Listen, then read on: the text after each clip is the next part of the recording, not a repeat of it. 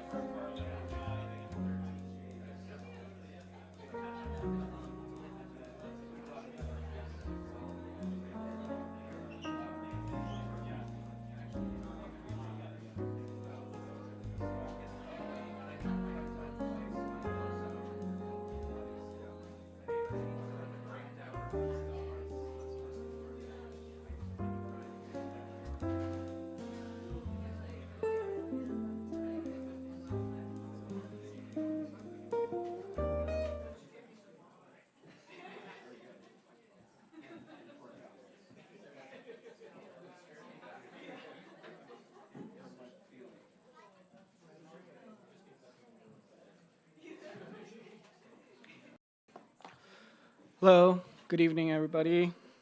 How's everybody doing? Awesome. Yeah, excited to be here. Welcome to Beyond Baroque, and specifically, welcome to the Wanda Coleman Theater. I'd like to start by acknowledging our presence in unceded territory. We stand in solidarity with Indigenous Tongva, Tatavia, and Chumash peoples who've endured colonialism and displacement. We stand against genocide and are committed to provide a space for Indigenous artists and communities as they are the original stewards of this land. My name is Ivan Salinas. I'm Programs Manager here in the space, and thank you all for spending your Saturday evening with us. This organization has been around for 57 years. We are one of Los Angeles' oldest literary arts organization, founded by George Jury Smith. And it's all thanks to the support of community members like yourselves, but this organization first started as an experimental magazine and evolved into this beautiful art space it is today. We are housed in the original Venice City Hall building. This is a 100-year-old building, built in like 1906, and since the late 70s, it has been a space for artists and writers. We share offices with LA Theater Works, and outside the beautiful garden, mainly planted with native plants, is taken care of by Safe Place for Youth. And you know, we have been here for half a century, and the plan is to be here for probably millennium. So, you know, it's all thanks to the support of our community. And coming up this month, we are having a few events that you're welcome to check out. We have beat poets joining us from all over the country, New Jersey, New Mexico, and Texas, as all part of the Vagabond Poetry Tour, led by Mark Lippman. On June 19th, we'll be having the next Venice Art Crawl. Local artists will have their artworks on display and for sale. And we'll be closing out the month with a reading by Paul Liebler and Gail Ronsky, who has a new book out published by White Pine Press. And in spite of the many challenges we are facing as poets, artists, and organizations, we stand strong, and we really would thank you all. And also, if you have supported the space, really you are keeping the lifeline of Beyond Baroque alive. With our memberships, if you are interested in becoming a member, you can become so for $75, and it gives you access to events for free for an entire year. And we also have our bookstore, and there's discounts and other special perks that you get with becoming a member. I want to thank our team. We have Eric Alberg, technical director in booth. We also have Jimmy, our directors, Jimmy and Quentin, and our lovely staff, Nick Foreman and Genesis Perez. Let's give them a round of applause as they make this space beautiful. Yeah. Today we are celebrating Susan McCabe, or That's correct. McCabe. It's hard. I'm glad I got it right. Susan McCabe's new book, I Woke a Lake, which is on sale for in our bookstore, and we have various titles by poets that are joining Susan. I'm sure after the readings, they'll be happy to sign and make a special dedication to you or your friend if you want to gift the book to somebody. We are also very grateful, of course, to Anna Journey and David St. John. The poets joining us today are all faculty at the University of Southern California, and hope to continue collaborating with the university and their lovely faculty. Just this year, we launched The Golden Mean. It's been a series where we highlight students, authors, as part of the PhD program, in USC, but we pair them also with poets from all over California.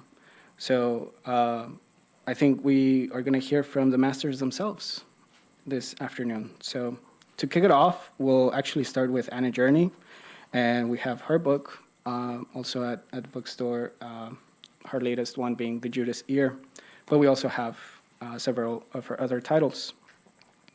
Anna Journey is the author of the poetry collections The Judas Ear, The Atheist Wore Goat Silk, and Vulgar Remedies, all from LSU Press, and If Birds Gather Your Hair for Nesting, which was selected by Thomas Lux for the National Poetry Series.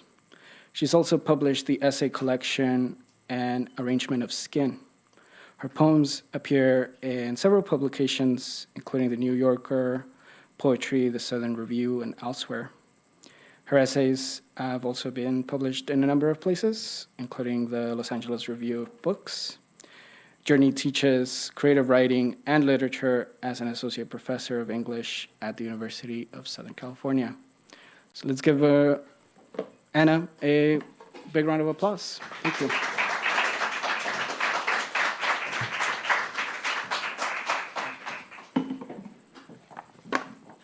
Thanks, everybody. It's really a treat to be here to celebrate the publication of Susan McCabe's new collection, I Woke a Lake. And I'm really excited to hear her read these, luminous and intimate new poems of hers. And I was just telling Susan earlier today that I think that this is the first time David and Susan and I have actually read together as a trio, and so this is a special treat. Thank you so much to Beyond Baroque, as always, for hosting us and for all they do for our poetry community. So I'm going to read two poems from my forthcoming collection, which is a new and selected volume of poems, and it's called Wolf Cut, and it'll be out from LSU in the fall of 26. And so two of those poems. So I've lived in LA for quite a while now, about 13 years, and there are many different parts of the city in which I feel very at home, including out here in Venice. Whenever I go to Beverly Hills, however, which is very infrequently, I have the same experience, which is a kind of out-of-body experience in which like a younger, more like militantly countercultural version of myself like judges me harshly for like being in this very bougie atmosphere. Like, what are you doing, man? You're selling out. And so so this poem is sort of occasioned by that experience. At Wally's Wine and Spirits, I recall the brothels of Pompeii. Ever stood outside of yourself as yourself at 19 and said, "Are you kidding me?" Halfway through the 3-hour prefix at a gourmet wine bar run by the Marcianos, owners of fine art and charcuterie boards in acacia rounds wide enough to body surf on, I have to take a break from this 8-top in the private room, with liquor stacked on floor-to-ceiling glass shelves in amber panels of lead light. For Beverly Hills, I wore something other than a hemp t-shirt and jeans.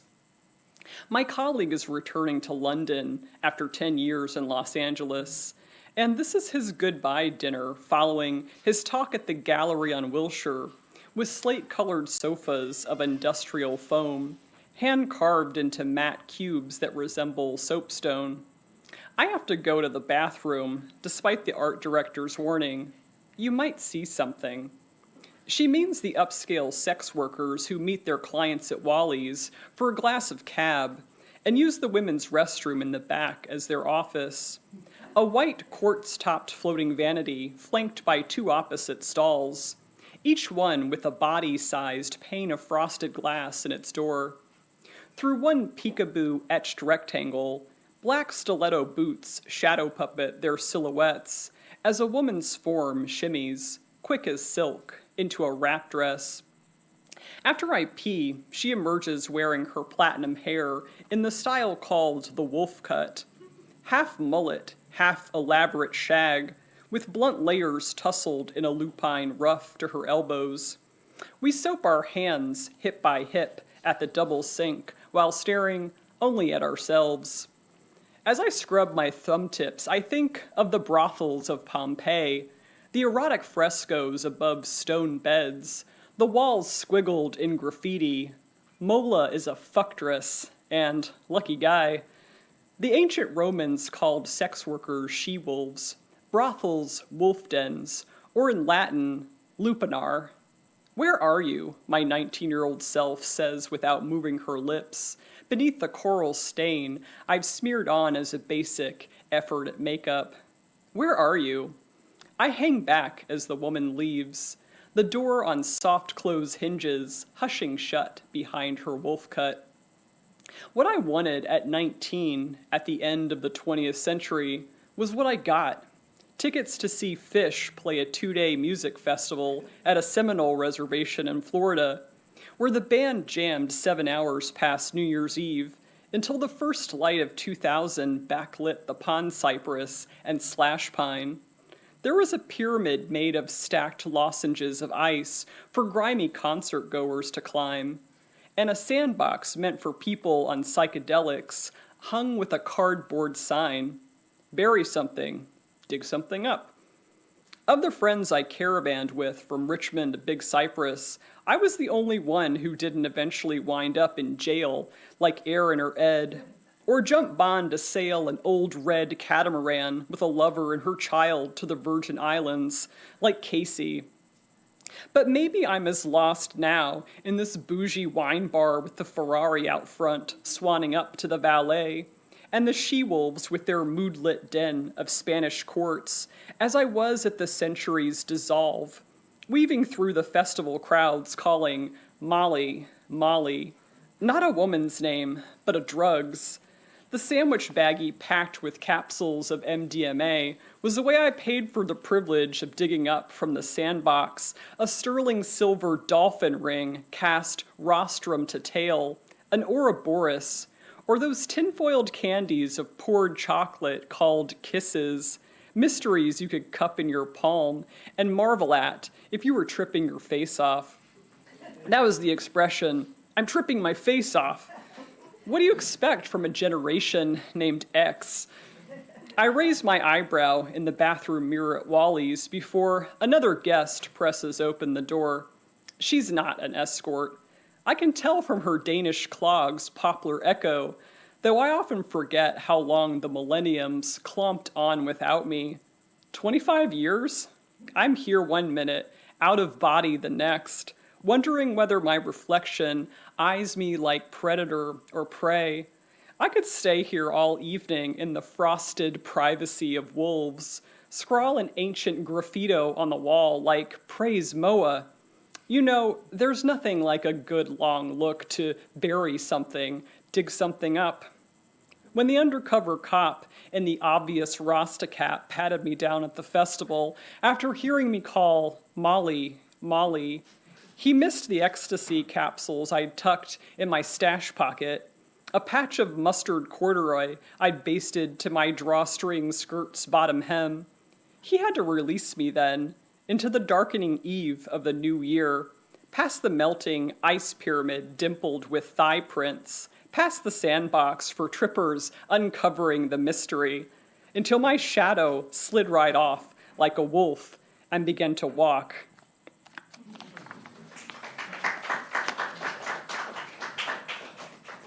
So this last poem I'll read is an homage to the poet Larry Levis, also an elegy for Levis. And as you know, David St. John has been editing Larry Levis's collected poems for Grey Wolf Press, along with the help of his associate editors James Ciano and Liz Johnson. And I would tag along occasionally with David to VCU's Levis archive. And David was doing important work going through the archives. And I was like, can I see Levis's cowboy boots? And so that was my little treat. Anyway, so this poem has those boots in them. It's also a poem that was commissioned for an anthology of poets responding to songs by Taylor Swift. If you can imagine those two worlds intersecting. But I chose Taylor Swift's poem, The Black Dog, so that kind of loosely responds to aspects of that poem, but also kind of thinks about Swift's album title, The Tortured Poets Department. I was sort of thinking about the trope of the tortured poet, and like, who's more of a tortured poet than Larry Levis, you know? I'll read this one from my last poem. Visiting the poet Larry Levis's archive in Virginia, I pull his black cowboy boots from box number 40.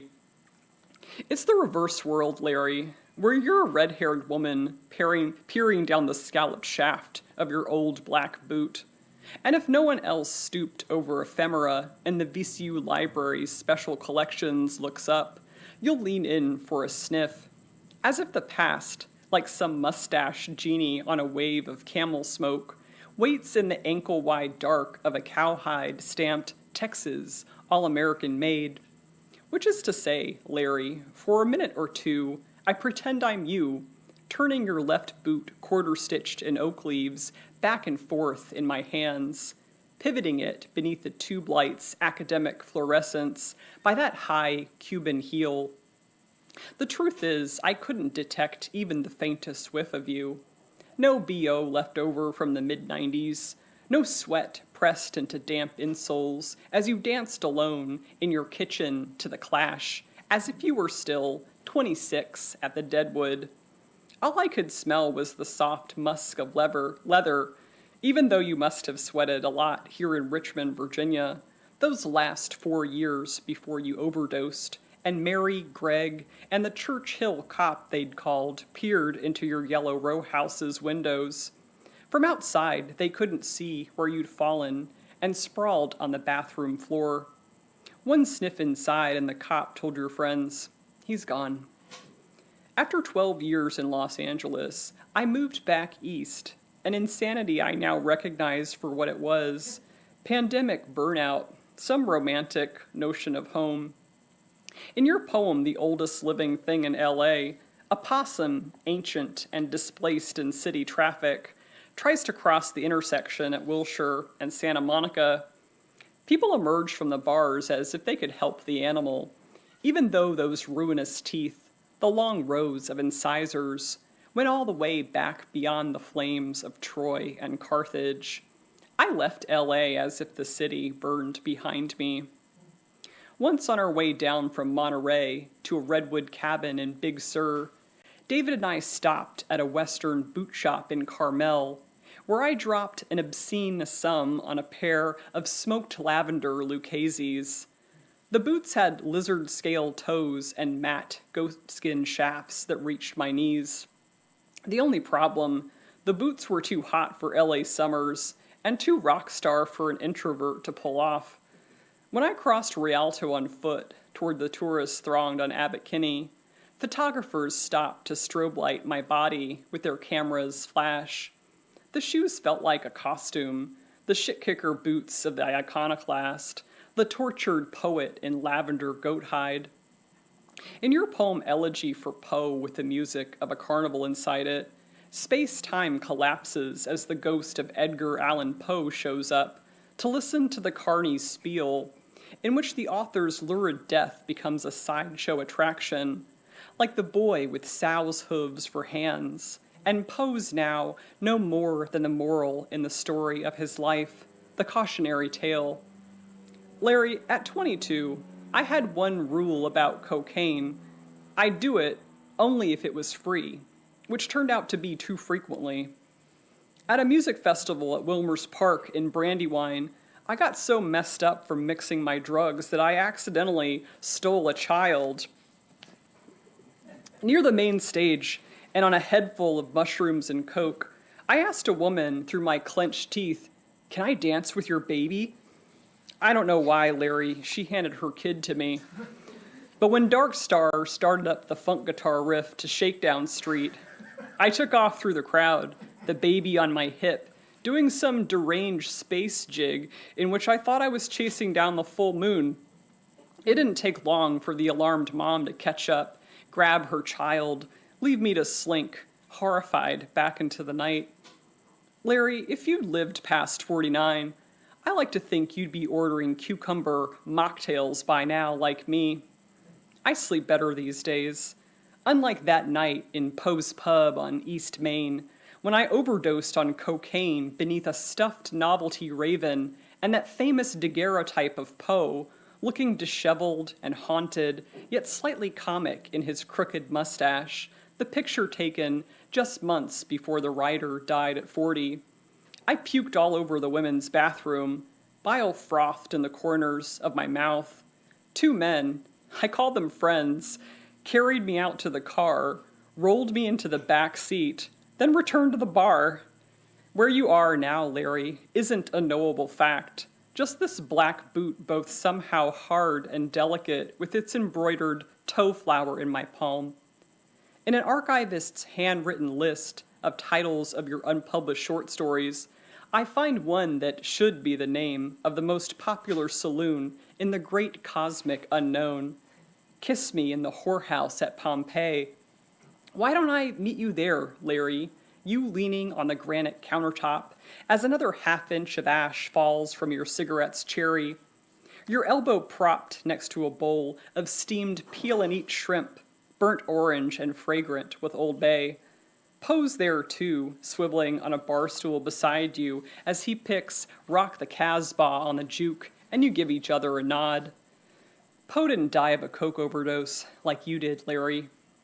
One theory is that he didn't die of alcohol poisoning or an OD in Baltimore at all, that he'd gotten bit by a rabid street dog, and the creeping paralysis moved from the bite mark up his knee and thigh, finally reaching his lungs and heart. It's almost 2 a.m. in Kiss Me in the Whorehouse at Pompeii, the bartender flickering the lights for last call, which startles one patron's smuggled-in lapdog, an all-white Pomeranian that jumps up to sit yapping on Poe's knees.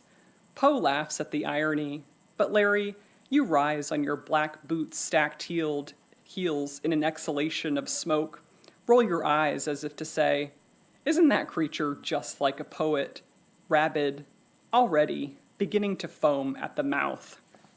Thanks a lot, you guys.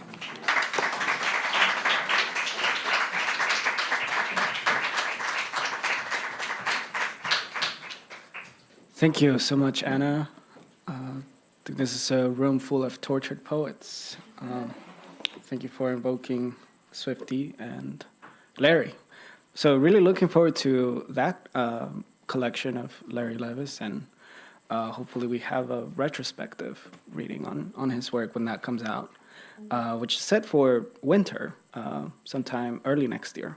So, we're about to hear from one of the editors of that collected poems of Larry. And his latest book is Prayer for My Daughter. This was published by Walton Well Press. And, we had the book launch here. It sold out. Now we have more copies. So it's top shelf poetry. So David is also author of 12 other poetry collections and a prose volume, and teaches at University of Southern California. So let's welcome him and take it over. Thank you.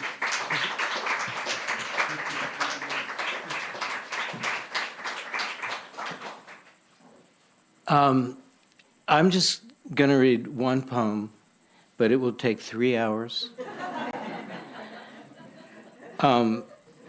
So I get a kickback.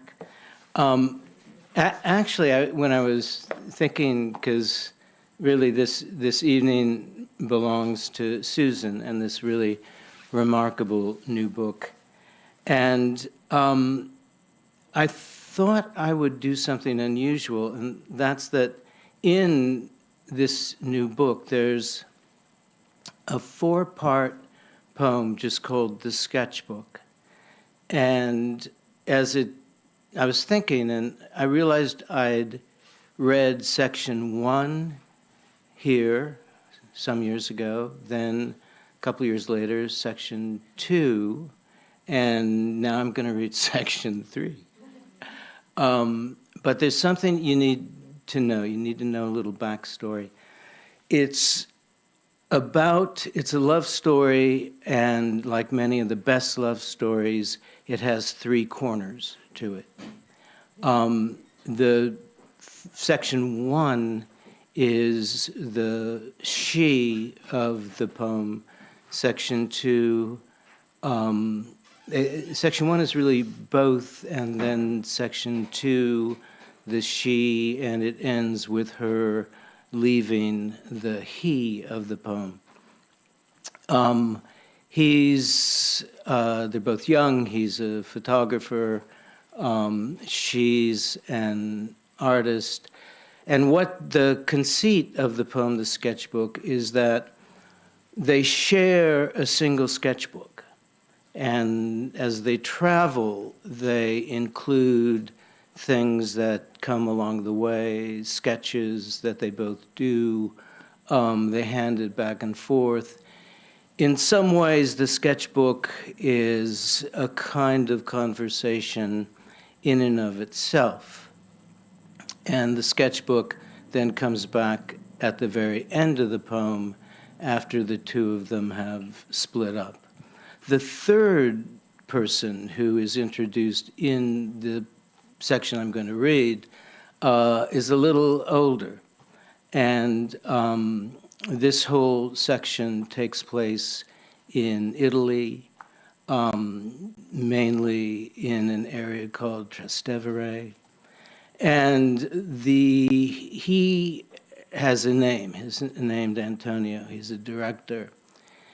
And you'll see how he figures in terms of the official meeting of the other two figures.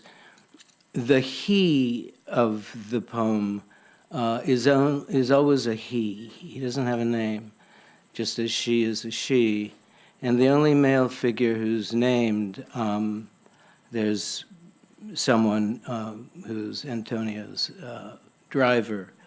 And I wanted these sections to be breathless, fluid, and uninterrupted. So, once I start, just buckle up and we'll go.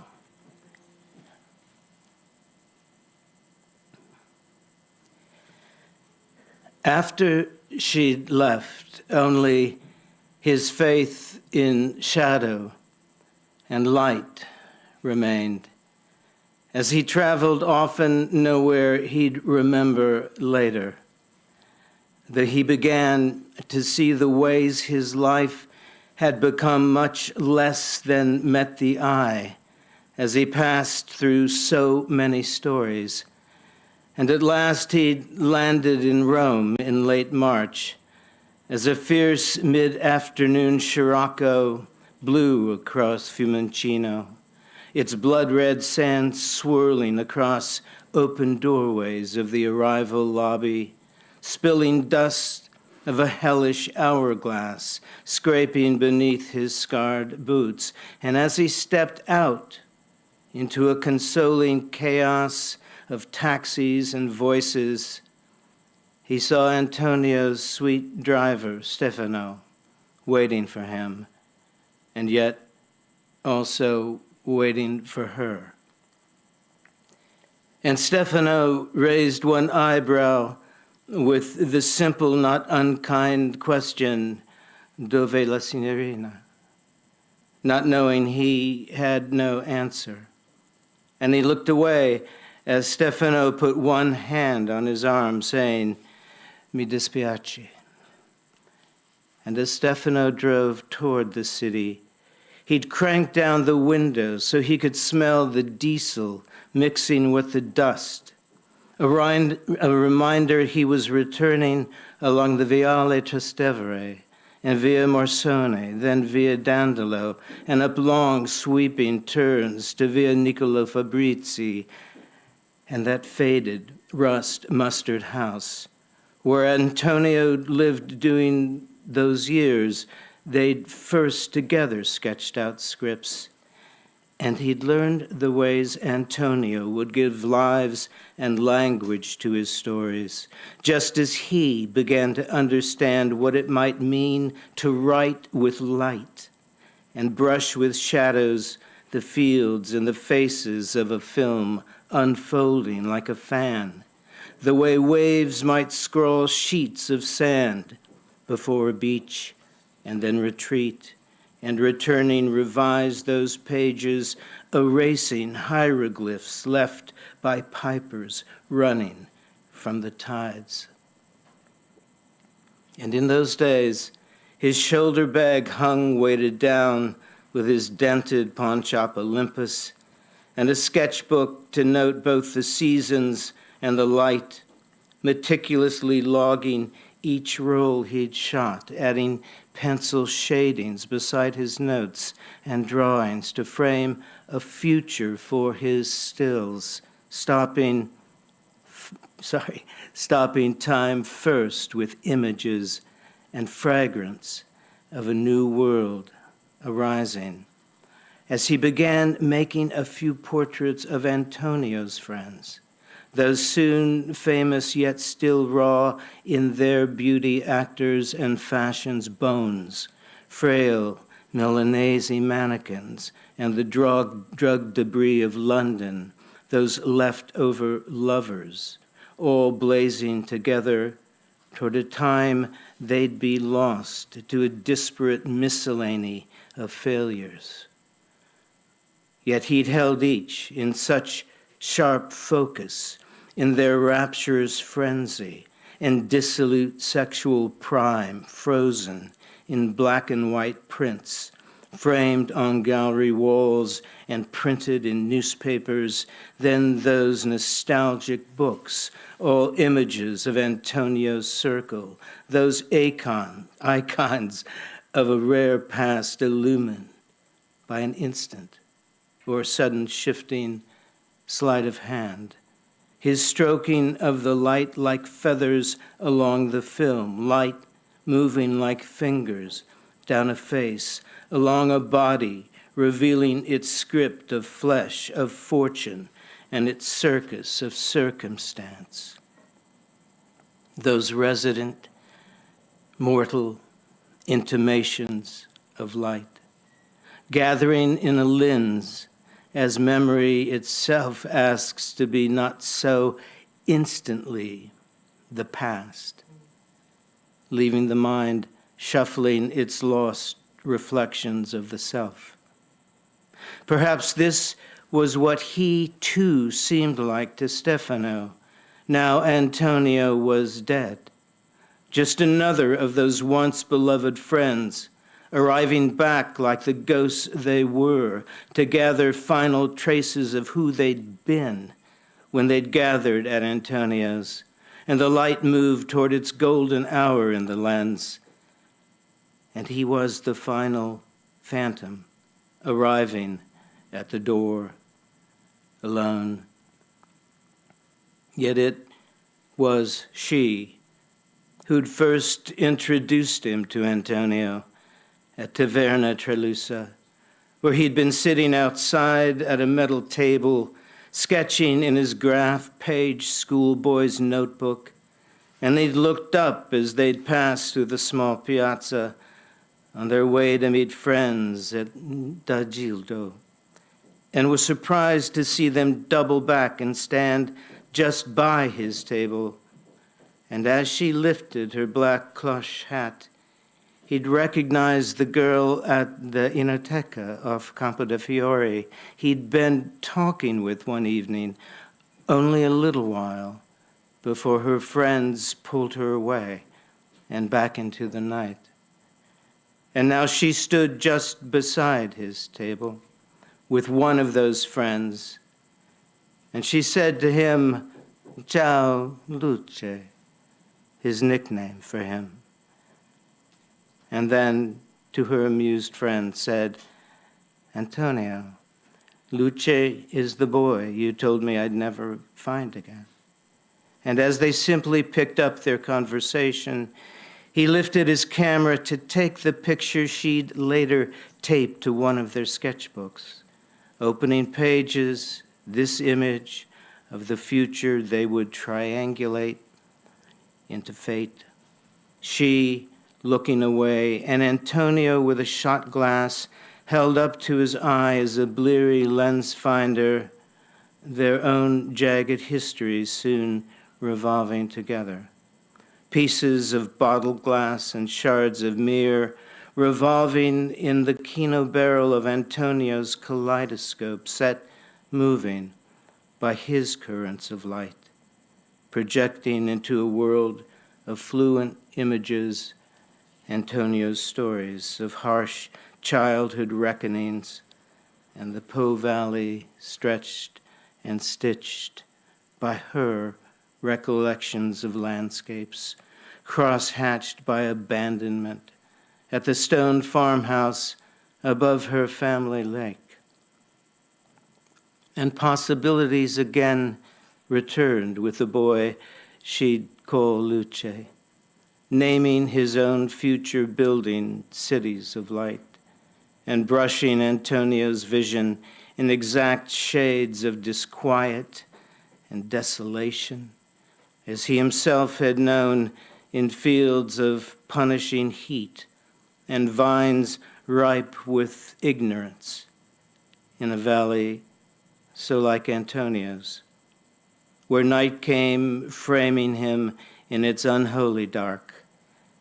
Yet here he was with her, now just up the street from Tralusa, a lucky boy tossing Antonio the bent oak triangle across that worn felt of the only pool table in Trastevere, where soon they'd work as one, the three, aligning each with the other those inner geometries, retelling stories of lives they'd braid and make lucid and intimate.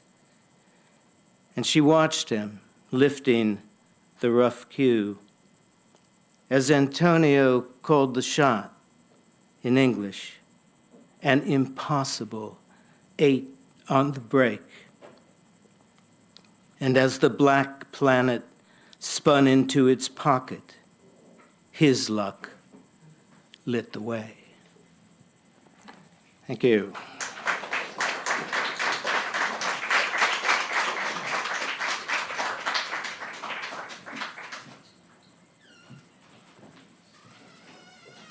Thank you, David. Yeah, now to our poet closing out the night and main feature, we have Susan McCabe, her newest book, I Woke a Lake. Susan is a professor at the University of Southern California, teaching poetics, modernism, ecology, and creative writing. She's the author of 2 books of poetry, Swirl, a Lambda Literary finalist, and Descartes Nightmare, 2 critical books, Elizabeth Bishop, her Poetics of Loss, and Cinematic Modernism, and a dual biography, H.D. Bryher, an Untold Love Story of Modernism. Her poetry reviews have appeared in the LA Review of Books, Kenyon Review, Denver Quarterly, and elsewhere. Please give her a warm welcome.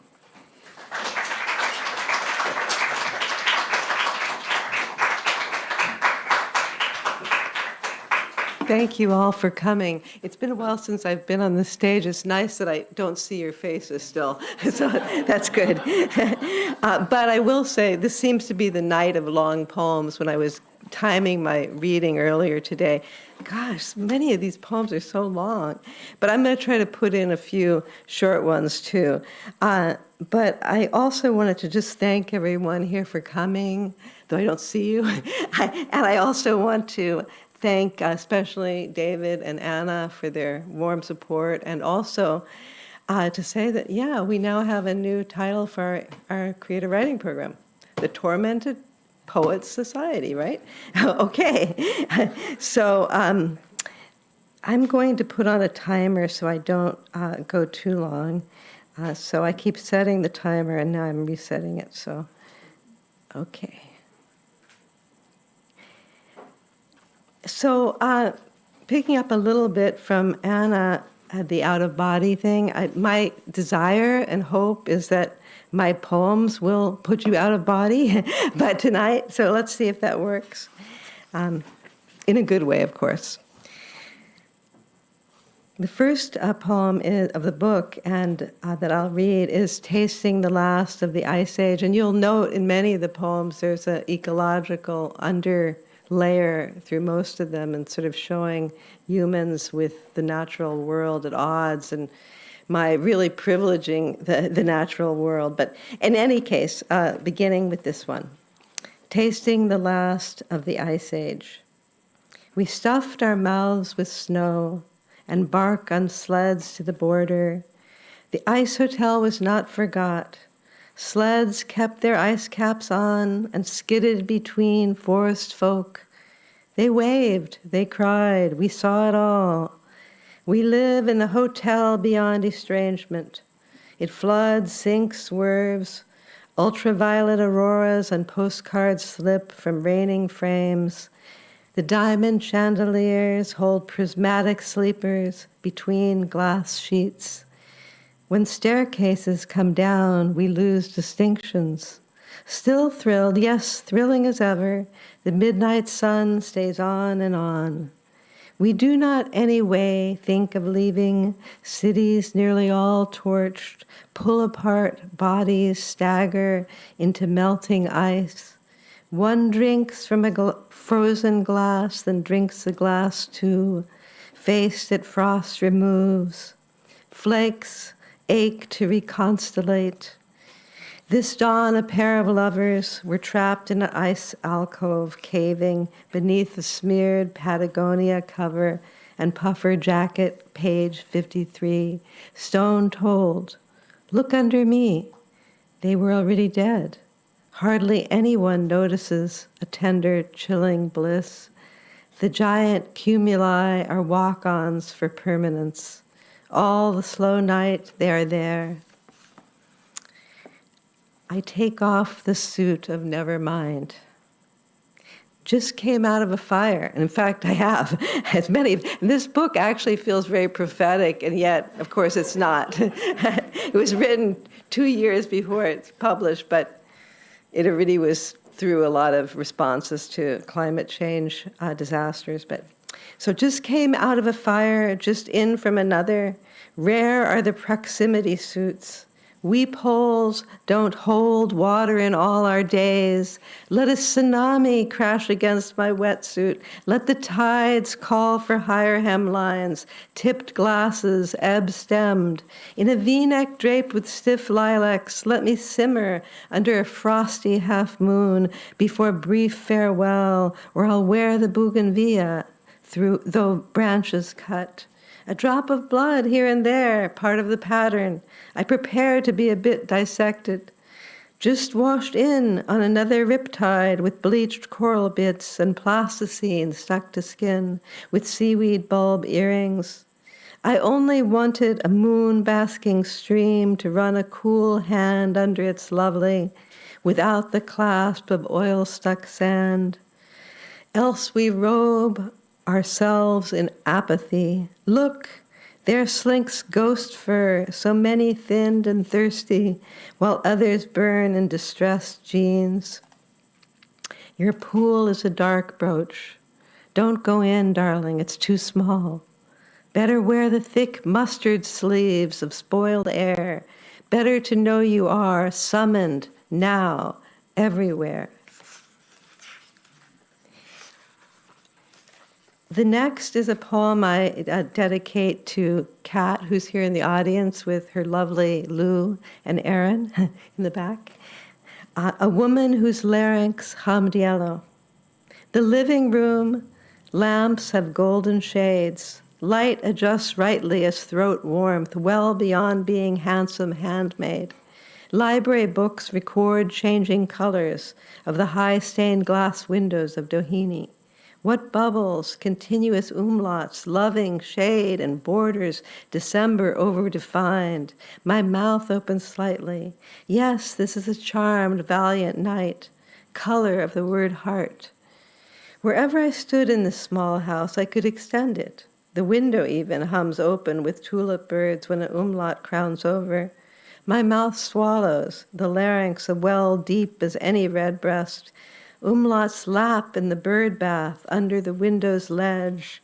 Under the window's ledge, the kitchen rectangularly pregnant. I splash beyond dishes, splashing screens, granite hands. Cat said, wash dishes like smoking a joint. You can just drift. A sudden cry. There's an umlaut in my umlaut. After all, Roman numerals undid the empire.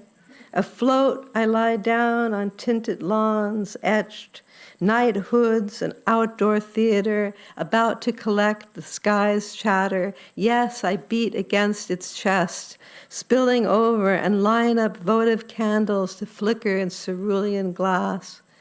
There will be blue eggs tomorrow. No omelets or mixed vegetables, no eyelashes. There's only one lake in the word umlaut, though it sounds like many. Swilling, the quiet evening, the mind easing to set off like the lamps with colors passing through votives. The lamps wait for forgetful anticipation of habitat. Heads bow, bathing in several tints. Umlauts keep rising. I had a brackish shade from Florence once. I eat biscuits, gulp, effervescent darkness at the back of the throat like coffee grounds that scale cherry tree mountains, hang umlauts, dotting spines of succulents. The yellow roses never bloomed, never died. I trail my fingers in a wave cresting miles away, and with my mind travel from my house down the mountains to the hinted shore or to the library full of humming. One long textured breath and a sudden vowel leaning behind a front balcony of iris and pond. Two circles rise, stereoscopic islands at the shores of twin lamps. Exhalation is now complete. This way I can follow where I am going, where I want to go. I think I know where I am going. The next poem is the title poem, and just a few little words about it. Most of it's pretty self-evident. It features a tree that is the oldest tree in the world, or said to be 9,550 years old, and I had written this poem before I met Tycho in person. The tree is named after a dog of the two scientists who discovered this oldest tree.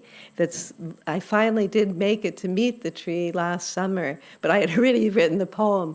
But what I would say about this poem and many of the poems in the book is that it's kind of a exercise in negative capability, maybe a kind of secondary or tertiary negative capability of sorts. And the other thing to mention is somewhat interesting, is how it emerged, in fact, is there's a yoga pose, vipariti karani. It means legs up the wall. That's the action, but it's lake pose. And so when you do it, you're meant to feel water flowing down into your belly when you do it properly.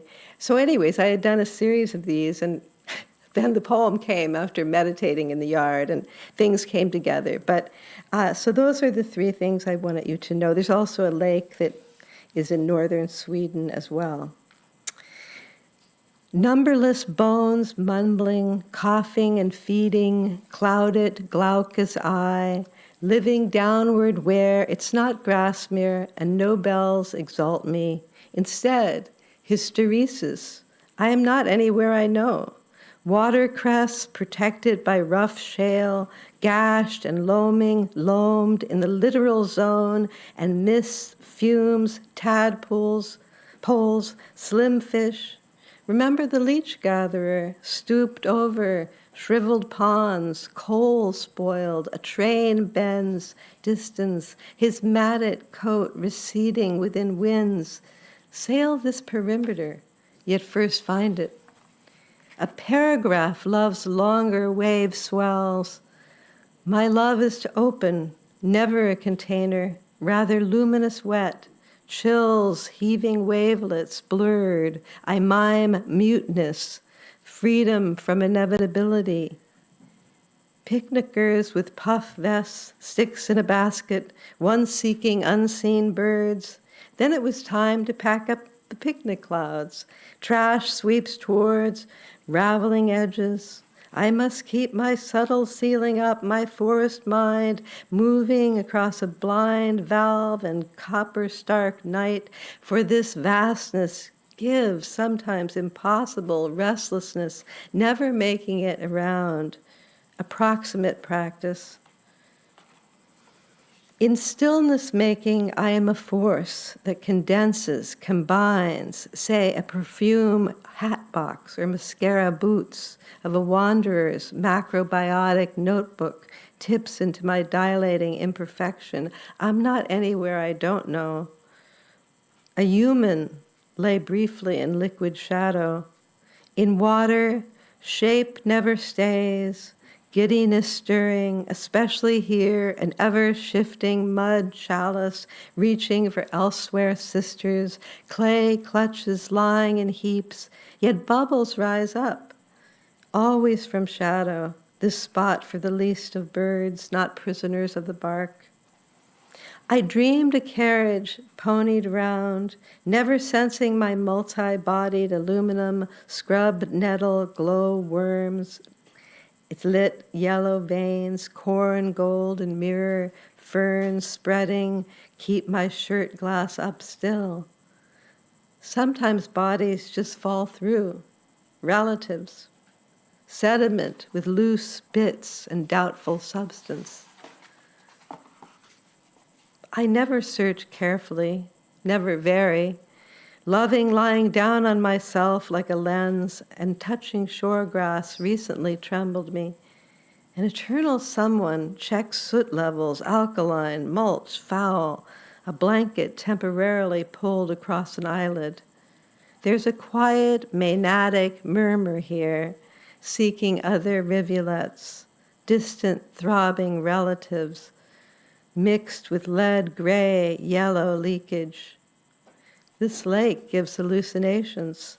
This, my query, my smeared text, trying not to quake so near the once active mine, churning red paint for wooden cottages and for singing bowls, quartz and meteorite-made iron. I remain collected, smoothing out, really to photosynthesize purple loosestrife, water milfoil, labor worth it, for who can defy me?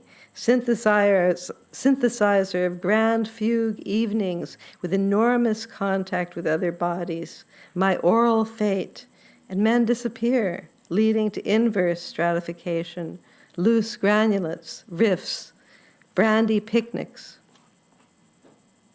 I wake up an excitable rim, bursting lilacs. Here, after the storm, the picnic rustled, after trout just slipped in, and all endured cheerfully, among four-legged ghosts, fiddle ferns, gully ingle gossip. I luxuriate in my own elixir, both center and edge wobble, being born from a meteor that cratered 150,050 miles wide, 3,050 feet deep, 377 million years ago. My ring is porous rock, magnets altering air into laughing gas, sending messages to Tycho, the 9,550-year-old Norway spruce, in a trance. Thin, verdant as ever, it endures, its roots holding under moss and snow, reaching out to sisters in daubs of blue clouded time. Send radio waves to skim water. After all, I lie out as I do, shining where I can, distributing. Hope in jams with search, only to smash into circumference. A Falcon 58 still warm at my bottom, caught it breathing in my largesse.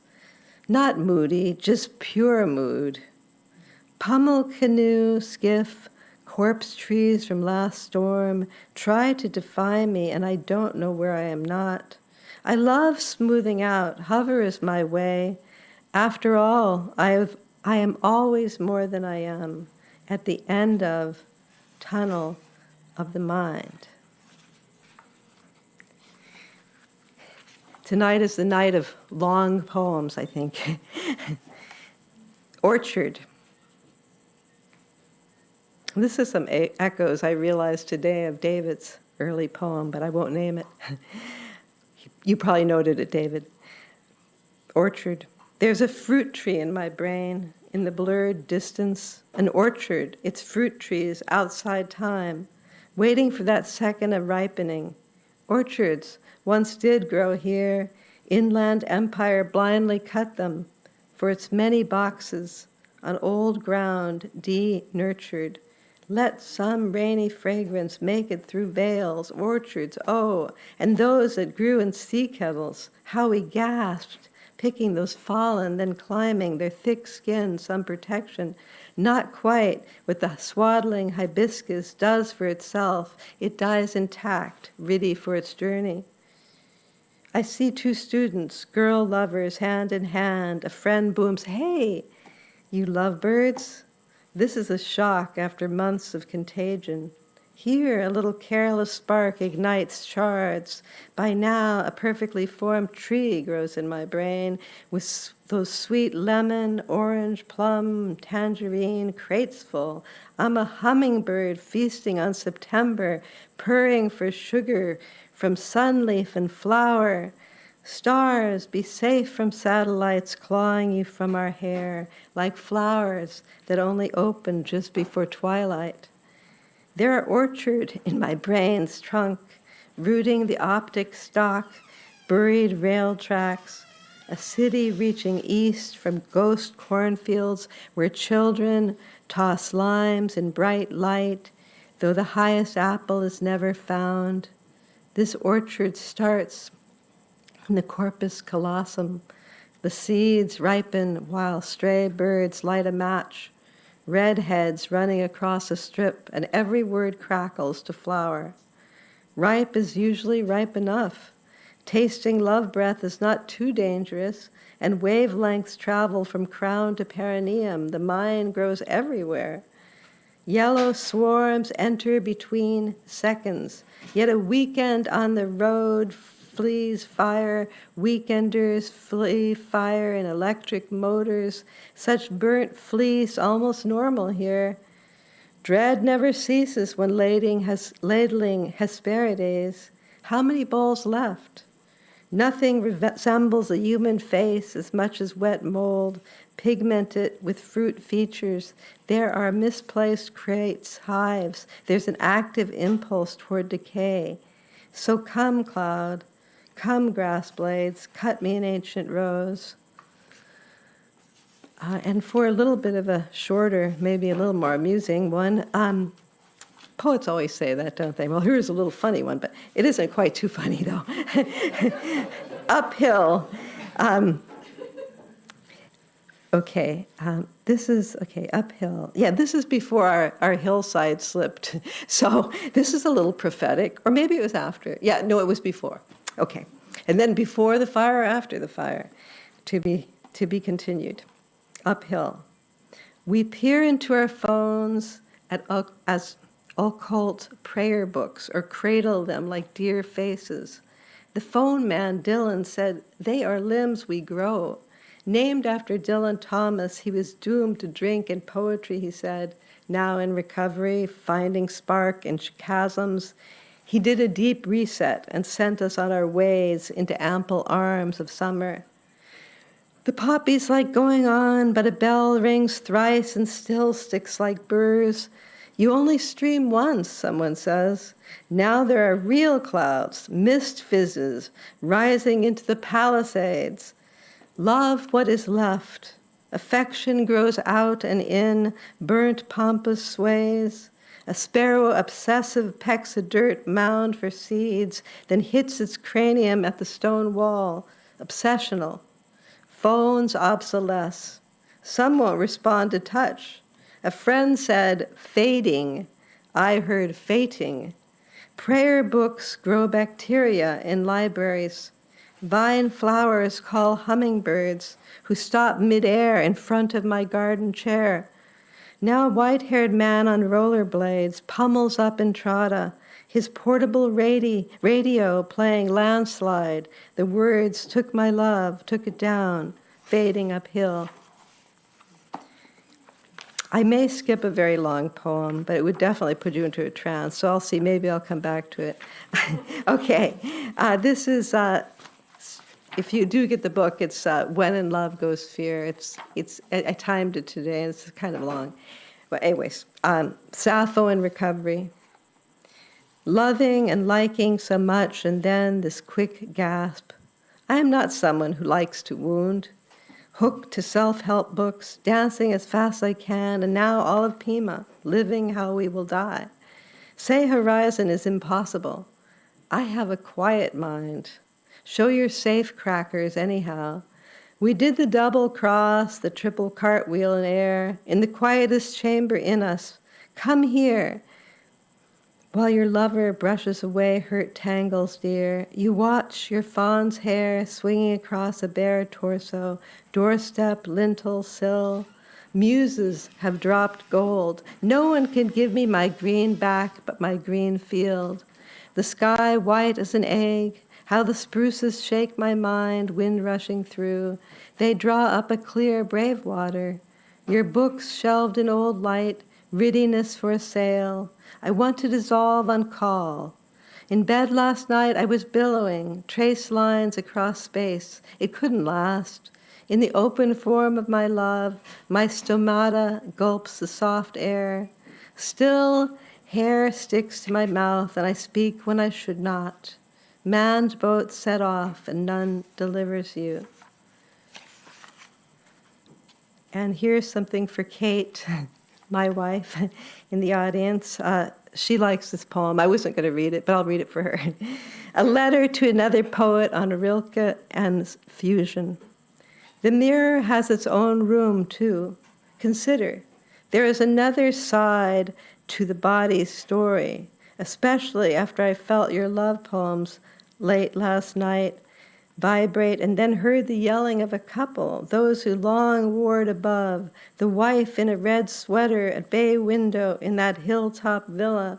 The fiery voices of dogs need to speak. The hill heaves boulders to us below after the latest storms. The owl on a persimmon branch has 14 vertebrae, while we have only 7. I can only try to see behind me. Both my beloved and I have sight issues. Both of us have a hobble, now and a wobble. We learned today of a discovery to liberate us from nuclear energy. Trade atoms for making fluid by heat. Fusion. My wife visualized it as 2 pregnant women coming into contact to form one, and somehow the process leaves leftover abundance, meringue clouds, electrical love.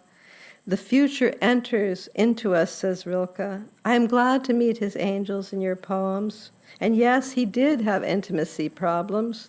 He was constitutionally unfit, flying with one suitcase on his hunt for an enormous unseen hum. Did he fail by falling for eternity? Decade after decade, country to country, castle to castle, his angels came as he sought the mineral in the mountain that turns crystal. At last, a long row of outstretching junipers offers a long drive.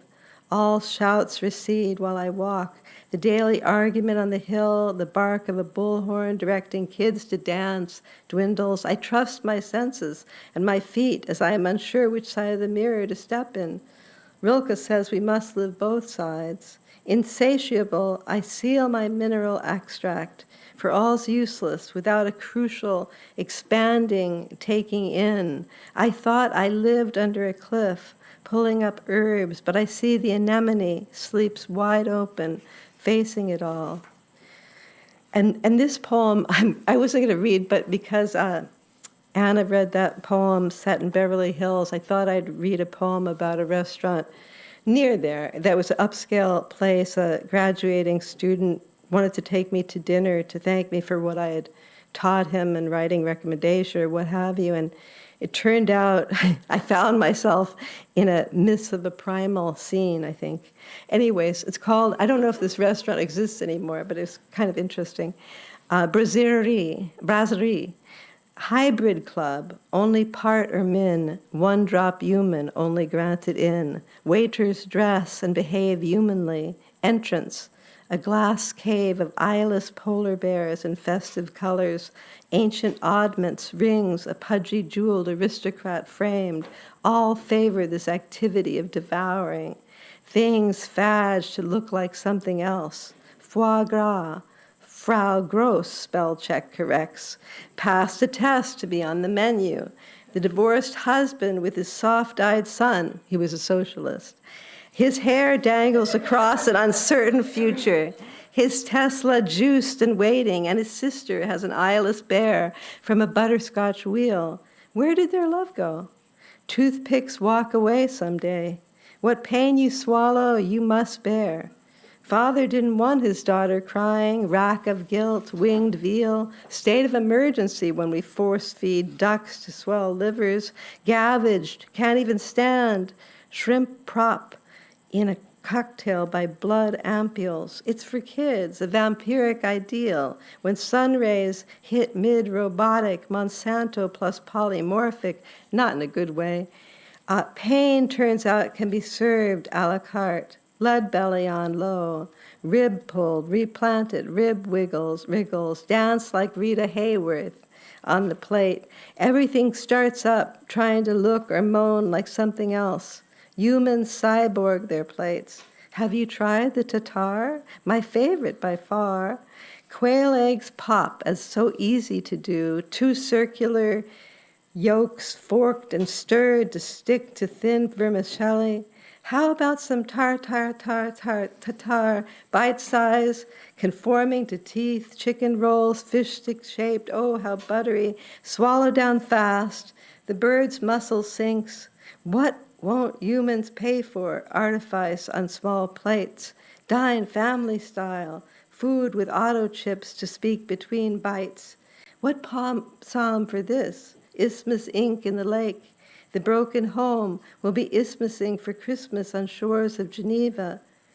Death is distinct from diet death or liquid death. Still urchins eat the dregs, we eat them. And a couple more, and let's see.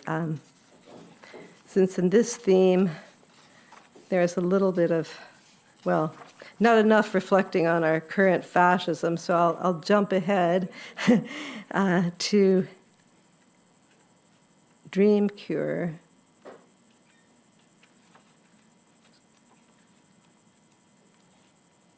Sorry. A little later in the book. Okay, skipping so many wonderful tidbits. Dream Cure.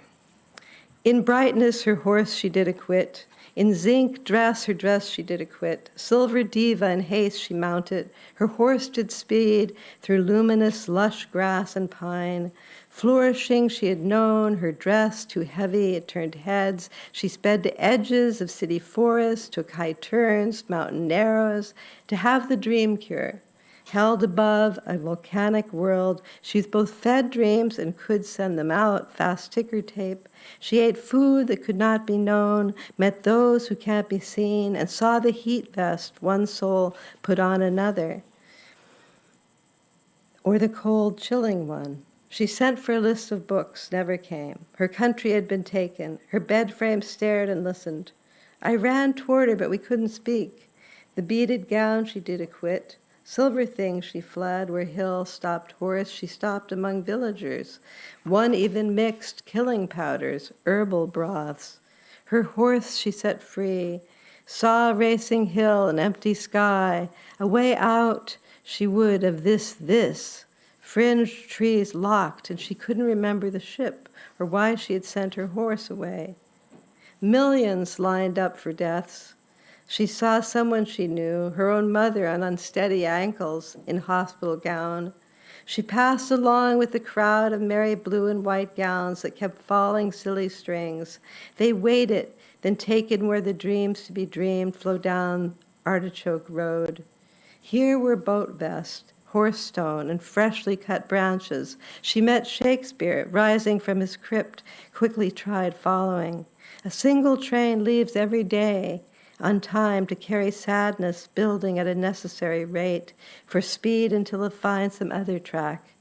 The boat vests had been tossed, rivers dried down. Sometimes the heaviest get a chance to go off course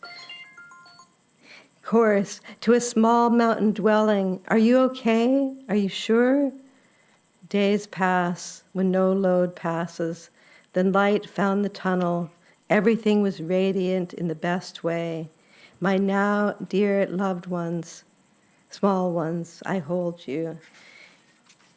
And to close out, I will dare read a new poem. And it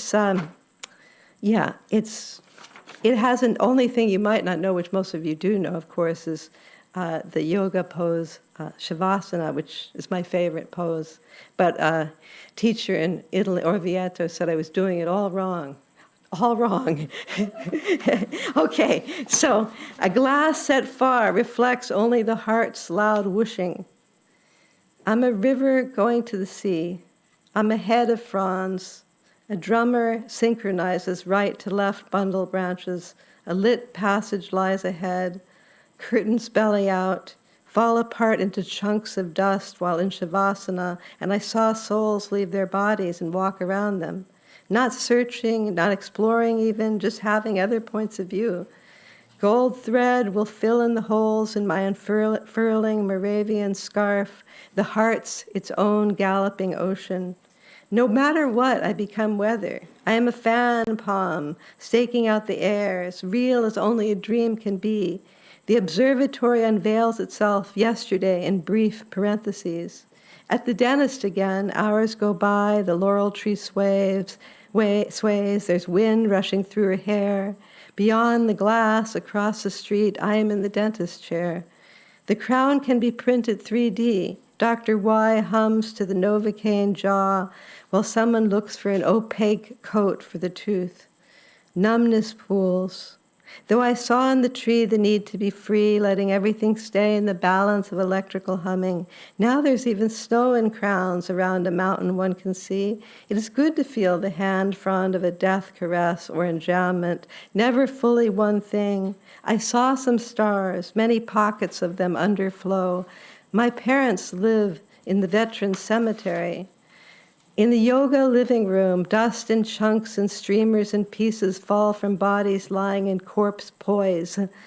Shavasana on the floor, what needs to release is both dross and jet light, brilliant foliage dropping down, gown like taffeta crumbling to show its atoms, subterranean, sub-ethereal even. I still wake with black petals stuffed in my lungs, writes Cal.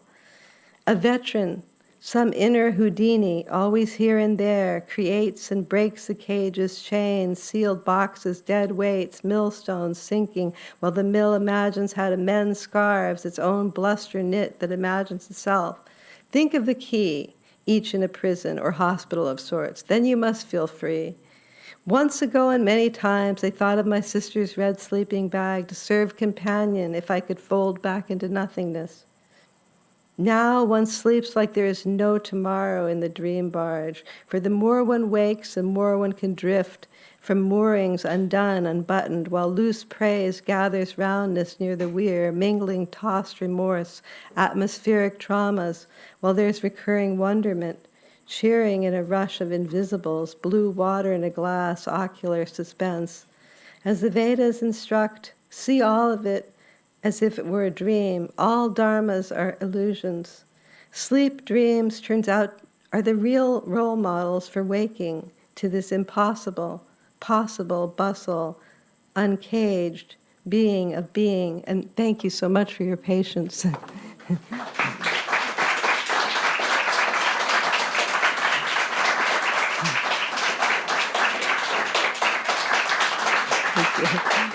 Thank you so much.